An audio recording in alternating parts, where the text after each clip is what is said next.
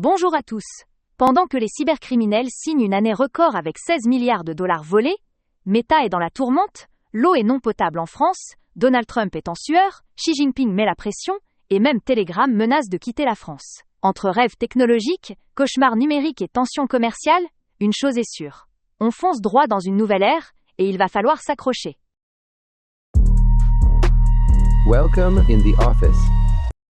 Et on commence tout de suite avec Tesla qui fait sensation en testant des taxis autonomes à Austin et San Francisco. Pour l'instant, un conducteur de sécurité reste présent, mais l'objectif est de passer à une version totalement autonome d'ici 2 mois. Avec déjà 1500 trajets effectués, Tesla veut proposer cet été une flotte de modèle Y sans chauffeur à bord, misant sur des fonctionnalités avancées et une potentielle certification de niveau 5, malgré quelques limites en cas d'intempéries. Dans cette course à l'autonomie, Tesla reste sous pression face à des concurrents comme Waymo, déjà bien implanté dans plusieurs villes américaines avec 100 000 trajets hebdomadaires. Pendant que les voitures s'autonomisent, Adobe accélère sur l'intelligence artificielle générative. Lors de sa conférence à Londres, l'éditeur a dévoilé de nouveaux modèles IA pour images, vidéos et vecteurs, intégrés dans sa plateforme Firefly. Avec déjà 22 milliards de contenus créés, Adobe confirme sa stratégie IA, renforcée par une collaboration avec Google, OpenAI, et l'arrivée prochaine d'une application mobile. Mais l'innovation technologique a aussi son revers. Le dernier rapport du FBI alerte sur l'explosion de la cybercriminalité. En 2024, les pertes américaines liées aux cyberattaques ont bondi à 16,6 milliards de dollars, frappant particulièrement les seniors. Un triste record qui rappelle l'urgence de renforcer la prévention. Dans le même temps, Meta affronte une crise en Europe. En France, 200 médias, dont TF1 et Le Figaro, portent plainte contre le géant américain pour usage illégal de données personnelles impactant leurs revenus publicitaires. L'affaire fait écho à des poursuites similaires en Espagne et s'ajoute à une amende européenne de 200 millions d'euros dans le cadre du Digital Markets Act. Sur un autre front, Michelin se diversifie en sécurisant ses logiciels de simulation grâce à Thales. Ce virage vers un modèle SaaS permet au géant du pneumatique d'augmenter ses revenus tout en accélérant l'innovation. De son côté, BMW adapte sa stratégie pour la Chine en intégrant l'IA locale DeepSeek à ses futurs véhicules. Le constructeur mise aussi sur sa collaboration avec Alibaba pour offrir une expérience utilisateur connectée et adaptée au marché asiatique. Parallèlement, l'Union européenne continue de serrer la vis. Apple et Meta ont écopé de lourdes amendes pour pratiques anticoncurrentielles. Apple est sanctionné pour ses restrictions sur l'App Store, et Meta pour son système Consent or Pay, jugé contraire aux règles du consentement. Sur une note plus optimiste, le Washington Post a signé un partenariat avec OpenAI. L'objectif : intégrer ces articles à ChatGPT pour toucher un public plus large et explorer de nouvelles formes de diffusion de l'information. L'innovation bat aussi son plein dans le spatial. l'ESA et IBM développent TerraMind, une IA révolutionnaire dédiée à l'observation de la Terre, capable de traiter 9 millions de points de données avec une efficacité énergétique record. Ce modèle open source pourrait transformer la surveillance environnementale à grande échelle. Cependant, les questions de vie privée restent brûlantes. Telegram a menacé de quitter la France si une loi imposant des portes dérobées dans les messageries chiffrées était adoptée. Une alerte qui a trouvé écho à l'Assemblée nationale, rejetant finalement l'amendement controversé. Pendant ce temps, Google fait machine arrière sur la suppression des cookies tiers dans Chrome. Officiellement pour laisser plus de choix aux internautes, mais dans un contexte tendu de pression réglementaire et de critiques sur la protection de la vie privée. Sur un ton plus sombre, Intel prépare de nouvelles vagues de licenciements, avec plus de 20% de ses effectifs menacés. Une restructuration destinée à alléger les coûts et recentrer ses activités stratégiques. Enfin, en France, la start-up Nearsense lève 7 millions d'euros pour industrialiser ses capteurs à infrarouge, capables de détecter des gaz toxiques. Forte de son expertise en laser à cascade quantique, elle prévoit de doubler ses effectifs d'ici fin 2025 et d'ouvrir une nouvelle unité de production près de Grenoble. Toutes ces avancées se font néanmoins dans un contexte économique brûlant. En effet, les tensions commerciales entre la Chine et les États-Unis repartent de plus belle. Alors que certaines rumeurs laissaient espérer une reprise du dialogue, Pékin a rapidement démenti tout pourparler en cours. La Chine pose ses conditions.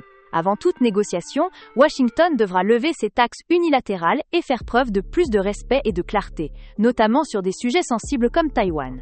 Même si Donald Trump affiche un ton plus conciliant ces derniers jours, le scepticisme règne et Pékin n'exclut pas de mettre en place des mesures de relance si nécessaire. Dans la foulée, Trump, piqué au vif par la panique des marchés et le coup de pression des grands patrons américains, a sorti le drapeau blanc enfin, à moitié. Il envisage un petit allègement des droits de douane. Résultat immédiat.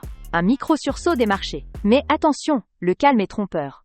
Aucune négociation officielle à l'horizon, juste beaucoup de promesses dans le vent. Pendant que les politiques s'agitent, l'or fait son show. JP Morgan l'annonce sans trembler. Le métal précieux pourrait flirter avec les 4 000 $ l'once d'ici mi-2026. Avec une hausse déjà explosive de 29% cette année, l'or prouve qu'il n'a pas volé son surnom de valeur refuge. Même l'argent est dans les starting blocks pour 2025, sauf si la demande lâche en chemin. Mais en Europe, c'est pas la fête. Les marchés sont repartis à la baisse, écrasés par la double peine. Tension commerciale plus résultat économique décevant. L'Allemagne, en mode prudence extrême, annonce carrément zéro croissance pour 2025. Et la BCE, stoïque, invite tout le monde à garder son calme avant d'imaginer une baisse des taux.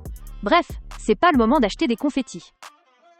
Et puisque quand ça va mal, ça peut toujours aller pire, petit séisme à Wall Street.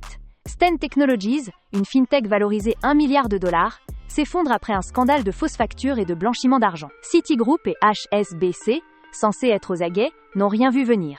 Résultat, des milliards envolés et une régulation qui se prépare à sortir les crocs. Pendant ce temps, en Suisse, un nouveau débat agite les banquiers. Intégrer ou pas le Bitcoin dans les réserves officielles? Une pétition est même en route pour forcer la Banque nationale suisse à plonger dans le grand bain crypto. Volatilité, risque sécuritaire, la BNS reste pour l'instant aussi froide qu'un lac en janvier. Enfin, sur fond de frappe meurtrière à Kiev, Trump sort un grand stop à Poutine.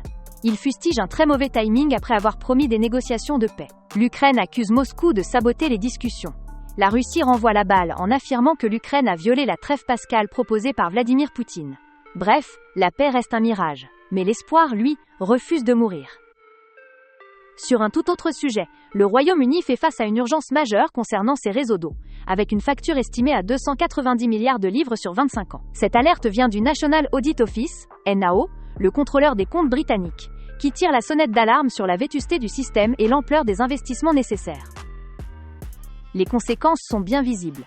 Pollution régulière des rivières et des côtes, rupture de canalisation et interruption d'approvisionnement récurrente. Les citoyens expriment leur colère, comme en témoignent les manifestations pour une eau propre organisée ces derniers mois. Après avoir évoqué l'ampleur colossale des investissements nécessaires pour rénover les réseaux d'eau britanniques, direction la France, où un autre enjeu majeur de qualité de l'eau fait l'actualité, cette fois à l'échelle européenne. La Commission européenne vient en effet de franchir un nouveau cap dans son bras de fer avec Paris. Elle saisit la Cour de justice de l'Union européenne pour non-respect des seuils de nitrate dans l'eau potable. Ce recours pourrait déboucher sur des sanctions, si la France ne réagit pas rapidement. En cause, une directive européenne qui impose une limite de 50 mg par litre de nitrate dans l'eau potable, une norme régulièrement dépassée dans plusieurs régions françaises. L'ANSE, Agence nationale de sécurité sanitaire de l'alimentation, de l'environnement et du travail, évoque notamment des dangers pour les nourrissons. Elle associe également le risque de cancer colorectal avec l'exposition au nitrate. Et voilà, c'est la fin de cette revue de presse business. Si vous avez aimé, n'oubliez pas de liker, de vous abonner et de partager autour de vous. Ça fait toujours super plaisir et ça nous aide beaucoup. Et surtout, on se retrouve dimanche prochain pour une nouvelle dose d'actu bien fraîche. Ladies and gentlemen, thanks for watching and see you next time.